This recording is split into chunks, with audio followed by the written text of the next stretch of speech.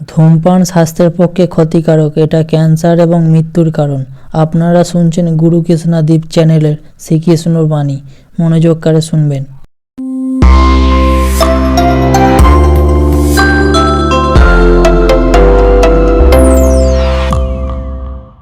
ভয়ের থেকে সবসময় দূরে পালাই। কখনো ভেবে দেখেছেন আমরা এই ভয়ের সদ্ব্যবহারও কি করতে পারি না? নিশ্চিত রূপে করতেই পারি। এমন কোনো অক্ষর নেই যার দ্বারা কোনো মন্ত্র হয় না। তাই নিশ্চিত রূপে এই ভয়েরও সদ্ব্যবহার আমরা করতেই পারি। নির্ভর করছে আপনার দৃষ্টিভঙ্গির ওপর, আপনার প্রতিক্রিয়ার ওপর। ভয় যখন সামনে আসে দুটো পথ থাকে।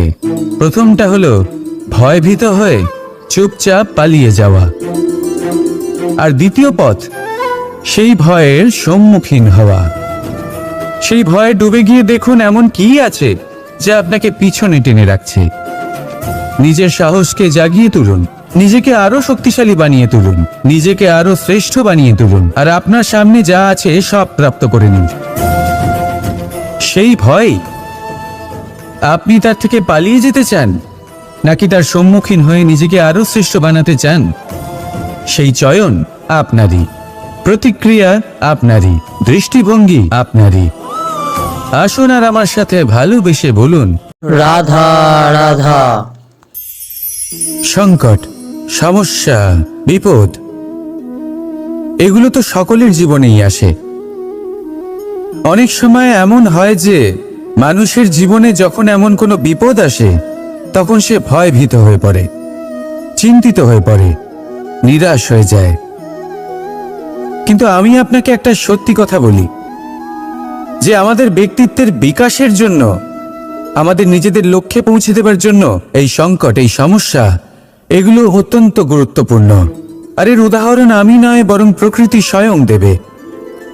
আপনি নিজেই ধরিত্রী মাতাকে দেখে নিন। ধরিত্রী মাতা সূর্যের তাপ সহ্য করেন কেন? যাতে পৃথিবীতে যে জল রয়েছে তা বাষ্পে পরিণত হয়ে ওপরে উঠে মেঘ হয়, আর পৃথিবীতে বর্ষা হয়ে ফিরতে পারে, নতুন জীবন দান করে। আর অন্যদিকে পাতা ঝরার মরশুমে কোনো বৃক্ষকে দেখুন। পাতা ঝরার মরশুমে সমস্ত পাতা ঝরে যায়, তারপরে সেই গাছে নবনির্মাণ হয়, নতুন পাতা জন্মায়, সেই গাছ আবার ভরে ওঠে, সবুজে সবুজ হয়ে ওঠে। সেইভাবেই আপনার জীবনেও সংকট এবং সমস্যা এগুলো তো আসতেই থাকবে। কিন্তু আপনার এগুলিকে ভয় পেলে চলবে না, পিছু হটলে চলবে না, নিরাশ হলে চলবে না, বরং দৃঢ়তার সাথে, সাহসের সাথে তার সম্মুখীন হতে হবে। যদি আপনি এটা করতে শিখে যান তাহলে আপনি দেখবেন যে এই সমস্যা, এই সংকট, এই বিপদ আপনাকে শক্তি প্রদান করবে। আসুন আমার সাথে ভালোবেসে বলুন, রাধা রাধা। বৃষ্টির জল যখন মেঘের দ্বারা টিপ টিপ করে ঝরে পড়ে তখন কি ভালো লাগে, তাই না?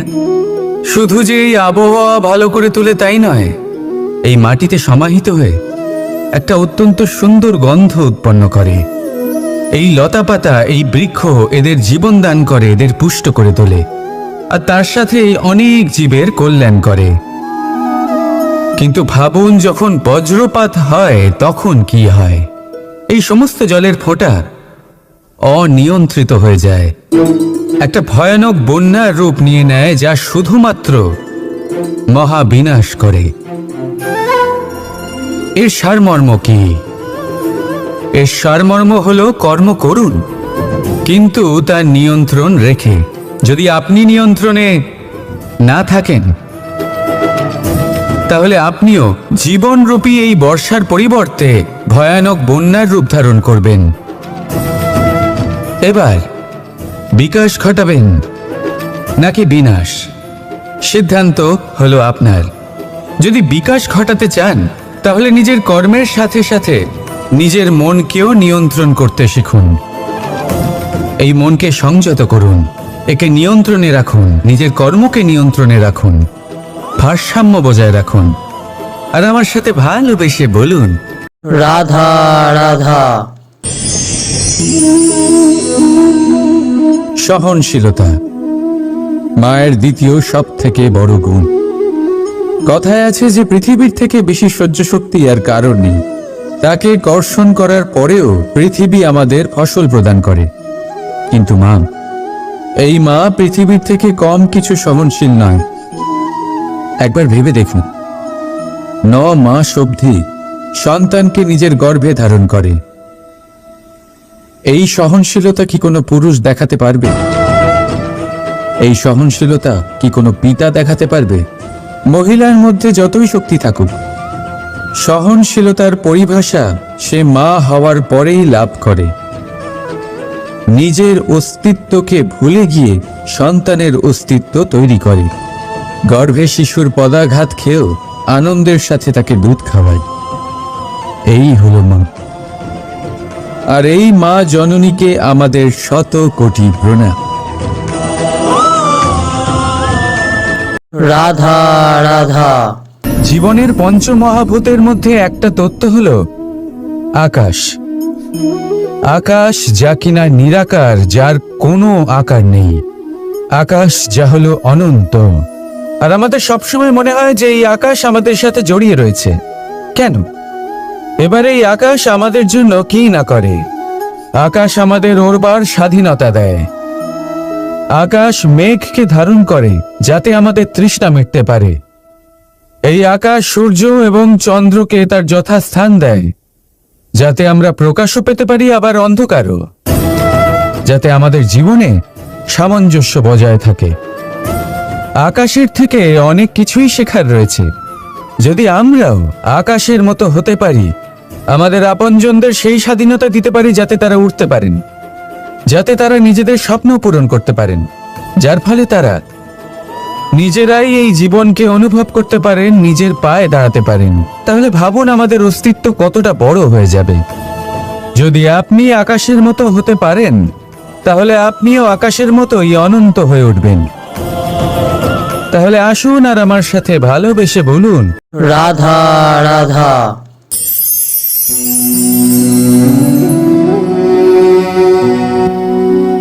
করে দিলাম শেষ। সংসার সর্বদা কৃষ্ণকে এই কথা শোনাবে যে কৃষ্ণ নিজেই নিজের মামার হত্যা করেছে। কিন্তু এটা সময়ের প্রয়োজন ছিল। আর এ কিন্তু হত্যা নয়, বধ ছিল। আর ব্যক্তি নিজের বধ নিজেই ডেকে আনে। এই সংসারে এগিয়ে চলা অতি আবশ্যক, কিন্তু কোথায় নিজেকে থামাতে হবে সেটা জানা তার চেয়েও বেশি আবশ্যক। আর যে এটা বুঝতে পারে না, তার অন্ত সুনিশ্চিত। যে ব্যক্তি নিজের ভুল বুঝতে পারে তার মুক্তি লাভ হয়, আর যে স্বীকারও করতে পারে না তার বধ সুনিশ্চিত। মথুরার রাজা কংস, তার বধ এই জন্য হয়নি কারণ সে আমায় হত্যা করার প্রয়াস করেছে, আমার মাতা পিতা বা আমার দাদুকে বন্দী করেছে। ওর বধ এই জন্য হয়েছে যে ওর ঘৃণা প্রেমের সীমায় আসা সত্ত্বেও থামেনি।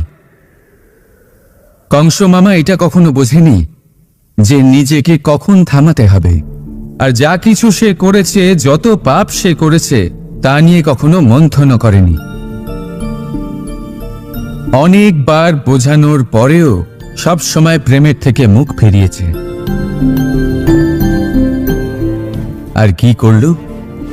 শুধুই ঘৃণার দ্বারা এই ভালোবাসার ক্ষতি করার চেষ্টা করল। তাই মনে রাখবেন, এই সংসার, এর জীবন শক্তি হল প্রেম। আর যে এই প্রেমের ক্ষতি করার চেষ্টা করবে, তার অন্ত, তার বধ সুনিশ্চিত। রাধা রাধা। অনেক সময়ই আপনার বয়োজ্যেষ্ঠরা বলেছেন, যখন সমস্যাকে আমরা বশে আনতে পারি না, তখন আমরা দোষারোপীকে করে তোলেন সুজলা সুফলা। একজন দর্জি যার কাছে একটা সামান্য কাপড় আসে, নিজের পরিশ্রম দিয়ে সেটাকে একটা সুন্দর পোশাকে পরিণত করেন। আপনিও পরিশ্রম করুন। এটা গুরুত্বপূর্ণ নয় আপনি সংসারের কোন স্তরে এসেছেন, এটা গুরুত্বপূর্ণ নয় আপনি এখানে কি করে এসেছেন। যদি গুরুত্বপূর্ণ কিছু থাকে তা হলো সংসার ছেড়ে যাওয়ার সময় আপনি এই সংসারকে কিরকম রেখে গেলেন। তাহলে এই ভেবে বাঁচুন যে কারোর জন্য যা নরক তাকে তার কাছে স্বর্গ করে তুলতে পারলে আপনার জীবন আর আপনার সংসার দুই ধন্য হয়ে যাবে। রাধা রাধা।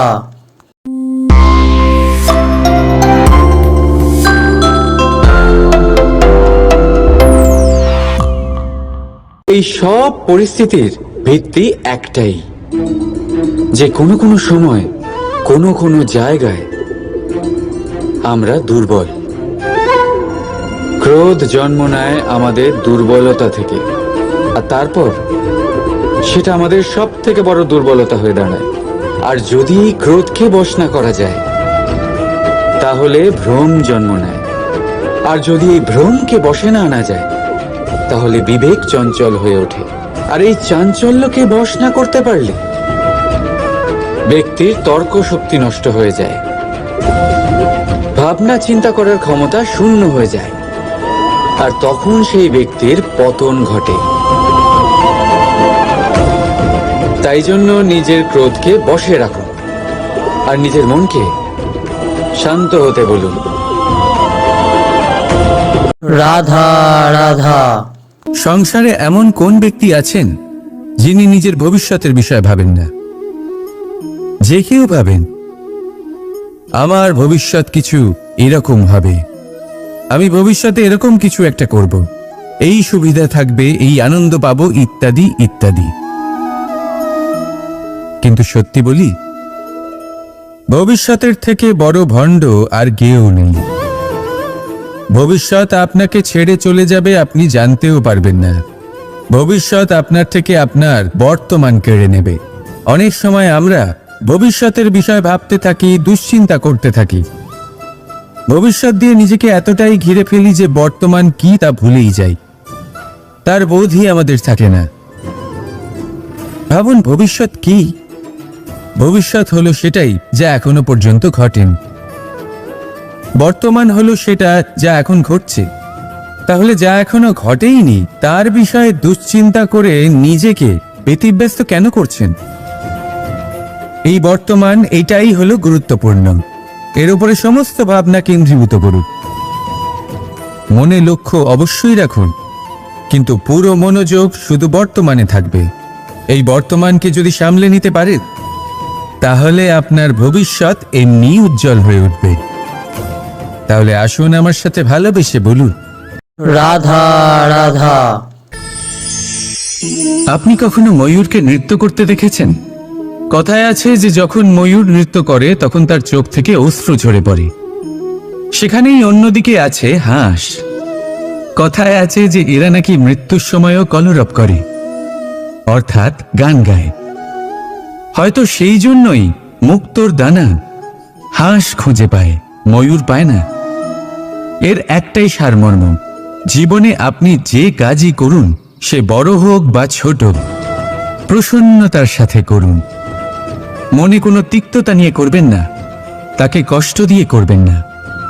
যদি এই বিষয়ে আপনাকে কোনো উদাহরণ দিই তাহলে বলি, একজন চিত্রকারকে দেখুন।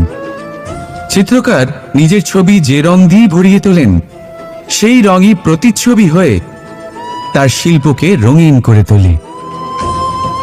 তাই মনে রাখবেন, প্রসন্নতার সাথে যে কাজই করবেন তা অত্যন্ত ভালো হবে।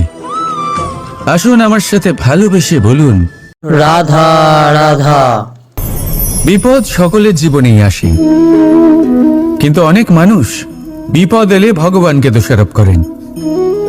বলেন যে আপনি আমাকে রক্ষা কেন করছেন না? আপনার প্রতি আমার মনে অপার ভক্তি, সর্বদা আপনার জপ করি, তাও আপনি না আমাকে এই বিপদ মুক্ত হওয়ার কোনো পথ দেখাচ্ছেন, না এই বিপদ থেকে আমাকে বের করছেন। এবার এটা হলো আপনার ভাবনা, আপনার দৃষ্টিভঙ্গি। এবার আমি বলি সত্যিটা আসলে কি। সত্যি হলো এটাই যে ঈশ্বর সবসময় আপনার সাথেই আছেন, থাকবেন। দেখুন সেই বীজের দৃষ্টিভঙ্গির দ্বারা যে মাটির নিচে চাপা পড়ে আছে, তাকে পরিণত হতে হবে এক বিশাল সুন্দর বৃক্ষে। তা তখনই হবে যখন তা ভাঙবে, ভাঙবে তখনই যখন সে উত্তাপ পাবে। উত্তাপ কোত্থেকে পাবে? সূর্যের তাপ থেকে।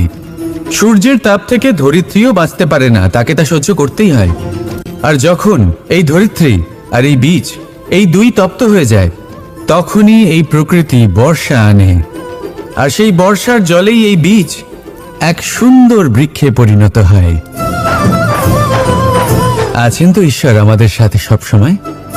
সেইভাবেই আপনার জীবনে যদি কোনো বিপদ আসে, কোনো সংকট আসে, তার মানে এটা নয় যে আপনারই কোনো পাপের শাস্তি আপনি পাচ্ছেন। হয়তো ভবিষ্যতে আপনাকে একটা সুদৃঢ় কাঠামো হতে হবে, তার প্রয়োজন আছে। তাই এটা হলো তার ভিত। যতটা শিখবেন, যতটা শক্তিশালী হবেন, ততটাই দৃঢ় কাঠামো হবেন। নিশ্চয়ই দেখেছেন, অলংকার বানাবার পূর্বে সোনাকেও অনেক রকম পরীক্ষা দিতে হয়, আগুনে তপ্ত হতে হয়। সেইভাবেই যদি আপনি কখনো শূরবীর হতে চান, তাহলে লাক্ষাগৃহের তাপ সহ্য করতেই হবে। তাহলে আসুন আমার সাথে বলুন, বন্দে ধর্মা, বন্দে কর্মা। রাধা রাধা। মানুষ এক সামাজিক প্রাণী। সমাজে ঘোরাফেরা করে, অন্য মানুষ খুঁজে বেড়ায়, সম্পর্ক তৈরি করে, সেটাকে গড়ে তোলে, সুখ দান করে, সুখ লাভ করে, নিজের দুঃখকে কম করে। কিন্তু একটা জিনিস সে বোঝে না, কোন ব্যক্তি আপন আর কোন ব্যক্তি পর। দেখুন, আপন সে নয় যে সুখের সময় আপনার সাথে থাকে। আপন সে যে দুঃখের সময়ে শুরু থেকে শেষ অবধি আপনার সঙ্গে থাকে। তাই খেয়াল রাখবেন, সুখের সময় যে আপনার সাথে থাকে তারা সেই ব্যক্তিগণ যাদের আপনি পছন্দ করেন। কিন্তু যে দুঃখের সময়, সমস্যার মধ্যে, কষ্টের ও একাকিত্বের মধ্যে আপনার সাথে থাকে, আপনাকে সব সময় সঙ্গ দেয়, তারা সেই ব্যক্তি যারা আপনাকে পছন্দ করে। এবারে কাকে আপনি আপন বানাবেন আর কাকে পর, সিদ্ধান্ত আপনার। রাধা রাধা। দ্বিধাবোধ। অনেক সময় আমরা জীবনে সেই বাঁকে এসে পৌঁছই যেখানে আমরা বুঝতেই পারি না যে এবার কোন দিক নির্বাচন করা উচিত। কখনো এদিকে যাওয়া উচিত মনে হয়, কখনো ওদিকে যাওয়া উচিত মনে হয়, কখনো দুদিকেই যাওয়া প্রয়োজনীয় বলে মনে হয়, কিন্তু তা তো সম্ভব নয়। কখনো কখনো এটা মনে হয় যে এখানেই থেমে যাওয়া ভালো, কোথাও না যাওয়াই শ্রেয়। এবার একেই তো দ্বিধাবোধ বলে। সংসারে এমন কোনো দ্বিধা নেই যার সমাধান সম্ভব নয়। এই দ্বিধাবোধ স্বাভাবিক। আর আপনার এই দ্বিধাকে আমি একটু সরল করে দিই। দ্বিধাগ্রস্ত হয়ে নির্বাচন করলে তখন এটা মাথায় নিয়ে করবেন যে আপনার এই নির্বাচনের ফলে এই সংসারের ওপর, এই সমাজের ওপর কি প্রভাব পড়তে পারে। নিজের লাভ ক্ষতির বিষয়ে ভাবা ছেড়ে দিন আর কর্ম করুন সংসারের মঙ্গলের জন্য, আগামী প্রজন্মের মঙ্গলের জন্য। ভাবুন আপনার এই নির্বাচনের জন্য কিভাবে তাদের জীবনের উদ্ধার সম্ভব। কারণ এই ভাবনাই হলো উচিত ভাবনা। কারণ অনেক সময় ওষুধ একটু কড়া মনে হতেই পারে, কিন্তু এই ওষুধই তো রোগ মুক্তি ঘটায়। সেইভাবে আপনাকেও এই দ্বিধার মুহূর্তে কঠিন নির্বাচন করতে হতে পারে। এই কঠিন নির্বাচন জীবনে কঠিন পরিস্থিতিও আনতে পারে, কিন্তু যদি এই নির্বাচন ধর্মসঙ্গত হয়, যদি এর দ্বারা সংসারের মঙ্গল হয়, তাহলে এই নির্বাচনই হলো সঠিক নির্বাচন। আসুন আমার সাথে ভালোবেসে বলুন, রাধা রাধা। জীবনে অনেক সময় সমস্যা আমাদের চারদিক থেকে ঘিরে ফেলে। এই সমস্যা নানান ধরনের হতে পারে। আর্থিক সমস্যা হতে পারে, পারিবারিক সমস্যা হতে পারে, কোনো সম্পর্ক নিয়ে সমস্যা হতে পারে, কখনো কোনো দৈনিক সমস্যা হতে পারে, কখনো কোনো দ্বন্দ্ব হতে পারে, অনেক সমস্যা হতে পারে। কিন্তু যখনই কোনো সমস্যা আসে আমাদের মনে তার জন্য একটা উত্তর অবশ্যই থেকে থাকে, যা আমাদের অন্তরে রয়েছে। একে আমরা বলি আত্মা। আত্মা হলো পরমাত্মারই রূপ, আর পরমাত্মা তা কখনোই কিছু অনুচিত চাইবে না, তাই তো? এই আত্মা খুব ভালো করে জানে যে কোনটা উচিত আর কোনটা অনুচিত। যদি আসল বিষয়ের কথা বলি, তাহলে আপনাকে নিজের মনকে বুঝতে হবে,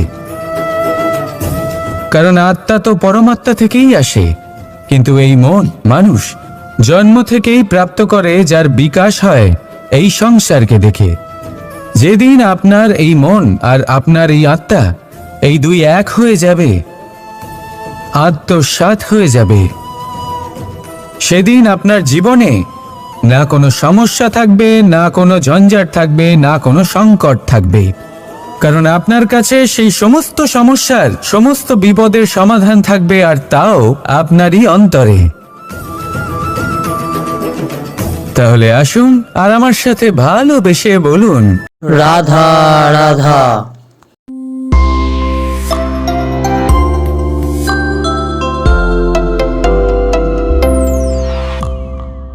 ধর্মরথের 4টি অশ্ব চালানোর জন্য যিনি সারথি হবেন, তার যে 4টি গুণ থাকা প্রয়োজন, সেই সমস্ত গুণ অর্জুনের মধ্যে উপস্থিত রয়েছে। কর্মের শক্তি রয়েছে, ধর্মের প্রতি আসক্তি রয়েছে, জ্ঞানের অভিব্যক্তি রয়েছে এবং সমর্পণের ভক্তি রয়েছে। নিশ্চিত রূপে ধর্মরথে সারথি হবার জন্য অর্জুনই সব থেকে যোগ্য। আর ও শুধুমাত্র দ্রৌপদীর স্বামীই হবে না, ইতিহাসে কুরুবংশের রাজকুমার বা ইন্দ্রপুত্রের নামেই শুধু পরিচিত হবে না, বরং অর্জুনই স্বয়ং ইতিহাস রচনা করবে। অর্জুনই হবে কৃষ্ণ সারথি। যত্র যোগেশ্বর কৃষ্ণ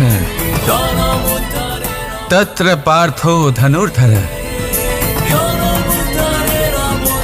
তাহলে আসুন আর আমার সাথে ভালোবেসে বলুন, রাধা রাধা।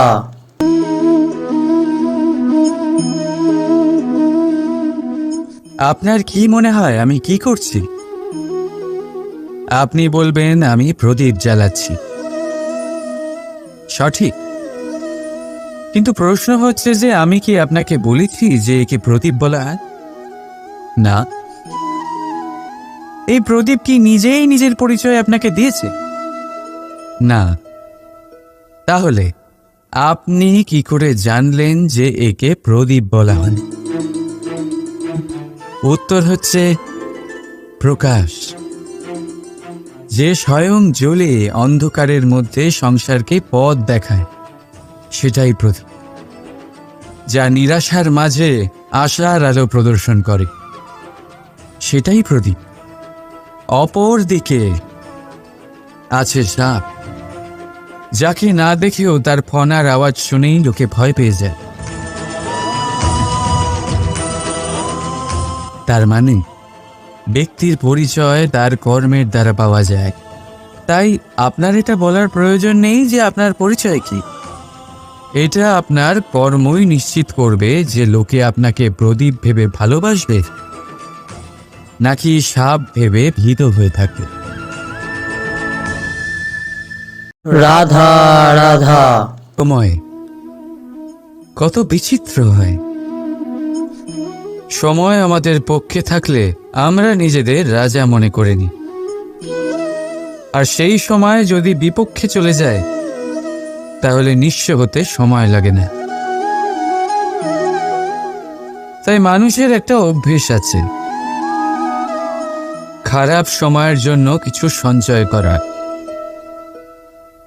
আত্মীয়, বন্ধু খারাপ সময় পাশ থেকে সরে যায়। যশ, মান প্রতিকূল সময় চিরস্থায়ী হয় না। তাই মানুষ মনে করে অর্থ সঞ্চয় করাই শ্রেয়। অর্থের কোনো হৃদয় নেই যা সময়ের সাথে পরিবর্তিত হবে। সংসার বলে সর্বদা অর্থ সঞ্চয় করতে থাকে। খারাপ সময় অবশ্যই কাজে লাগবে, কিন্তু আমি বলবো শুভ কর্ম করতে থাকুন, আনন্দে থাকুন, নিজের ওপর আর ঈশ্বরের ওপরে বিশ্বাস রাখুন। খারাপ সময় কখনো আসবেই না। রাধা রাধা। প্রকৃতি মানুষকে এক বিশেষ শক্তি দিয়েছে, অন্য জীবের থেকে বেশি শক্তি দিয়েছে। স্মরণ শক্তি। এই শক্তি মানুষকে অন্য জীবের থেকে ভিন্ন করে, ইতিহাস রচনা করার প্রেরণা দেয়, জ্ঞানকে বংশানুক্রমে এগিয়েও নিয়ে যায়। আর যারা ভুলে যান, অধিকাংশ সময় তারা উপহাস আর দয়ার পাত্র হয়ে যান। কিন্তু এটাই কি প্রকৃত রূপে সত্য? না। এই স্মরণ শক্তি মানুষের বিকাশের সব থেকে বড় বাধা হয়ে দাঁড়ায়, তার মনকে দূষিত করে দেয়। খারাপ অভিজ্ঞতা, কারোর করা বিশ্বাসঘাতকতা, কারোর কটাক্ষ বেশিরভাগ মানুষই ভুলতে পারেন না, আর তারপর প্রতিশোধ নিতে উদ্যত হন। প্রথমে সময় নষ্ট করেন প্রতিশোধের প্রস্তুতিতে, আর তারপর সময় নষ্ট করেন প্রতিশোধ নেওয়ার সুযোগ খুঁজতে। যদি সন্তুষ্টি পেতে চান, যদি জীবনে আনন্দ পেতে চান, তাহলে স্মরণ শক্তির সদ্ব্যবহার করুন। নিজের স্মরণ শক্তিকে চালনা করুন শুধুমাত্র ভালো কথা আর ভালো স্মৃতির দিকে। জীবনে আনন্দ পাবে। রাধা রাধা। এখানে শ্রীকৃষ্ণ বাণীটি সমাপ্ত হলো। ভালো লাগলে গুরুকৃষ্ণা দীপ চ্যানেলটিকে লাইক, কমেন্ট, শেয়ার করবেন। জয় শ্রীকৃষ্ণ। রাধে রাধে।